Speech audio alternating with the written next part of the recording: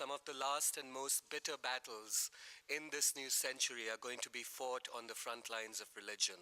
Generations that will follow us will deal with the consequences of rising extremisms in every faith. And I feel that this is not just limited to Islam, but is true of Christianity and Judaism as well. The case of Islam, of course, becomes further problematized because there is no one kind of Muslim in the world. There's more than 1 billion Muslims. They offer and occupy very different cultural, geographic, and linguistic spaces. And certainly around the case of homosexuality, there is very little agreement on what to do with the homosexual. I want to take the brief opportunity given to me here to talk a little bit about torture and about cruel and inhuman treatment and about the case made for it and against it in 3 nations where I have done an extensive amount of research and filming. These would be Egypt, Iraq, and Iran. Islam has been mostly silent on homosexuality for 1430 years of its history, with notable exceptions when it has been celebrated in the arts, in the courts of the Ottomans, in the Persian Empire, and even through the poetry of Abu Nuwas, who is now presently buried in what has come to be present-day Baghdad. A great deal of the modern condemnation, or the 20th century condemnation of homosexuality in Islam comes after the end of colonialism, when new nations are carved up in the Middle East, and the discussion moves from the culture into the bully pulpits of the mullahs. Many nations with Muslim majorities, like India, like Pakistan and Bangladesh, end up with colonial laws against sodomy, which are based on Victorian morality and not necessarily on Sharia law.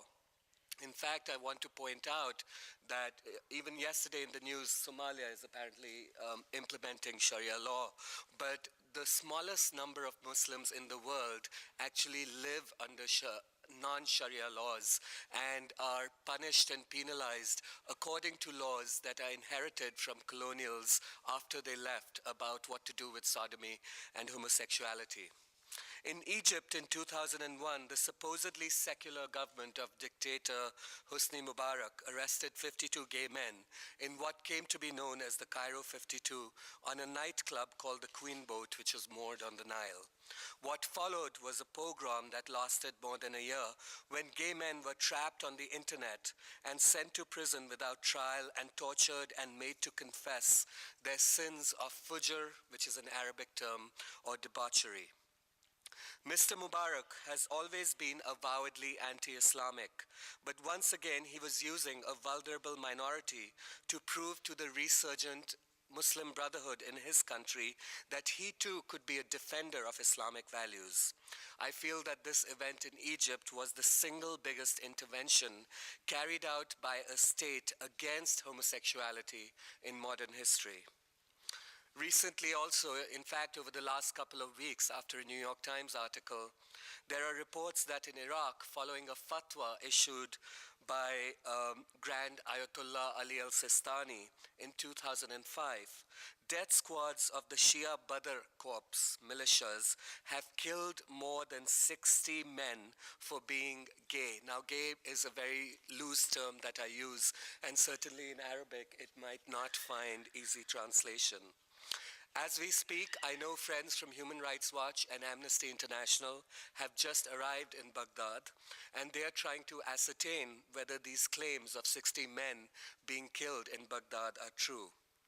There is also concern that the killings have escalated in recent months.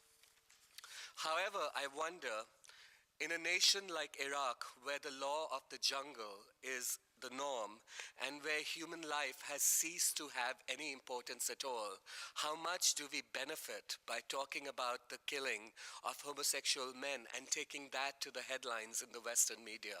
And I think that's an important concern, to see whether we need to single out the killing of homosexual men in Iraq, or whether we need to look at it in the larger spectrum of human rights violations that continue to this day in Iraq by the regime that has come in power because of the US occupation.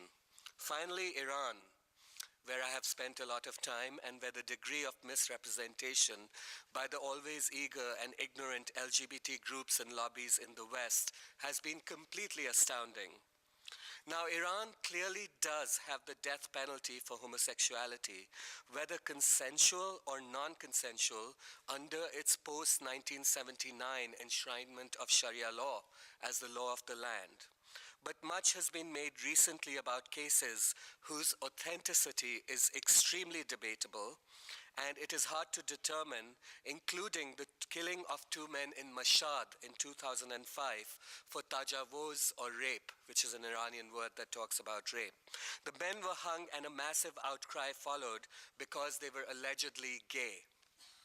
To this day, the circumstances of the case, whether it was the rape of a 13-year-old by minors or whether it was consensual homosexual sex and therefore could be called gay, remain murky and have not been proven. Clearly, the hanging itself was definitely a cause for outcry, since Iran's mullahs were once again sending a strong message to the world about how they would treat delinquent juveniles. Last year, 21-year-old Makwan Muluzadeh was put to death for the crime of again raping three boys when he was 13. To this day, the details of that case also remain extremely hard to ascertain.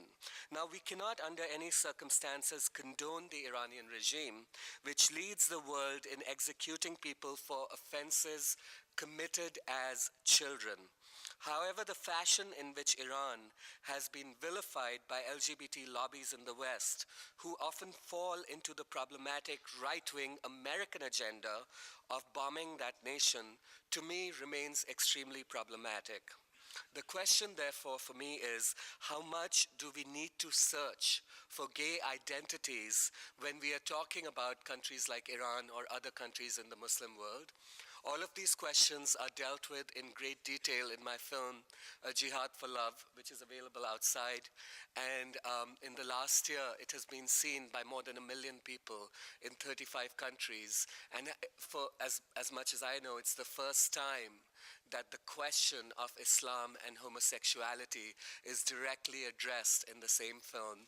And I hope that some of you take this opportunity to watch it and to discuss some of these issues.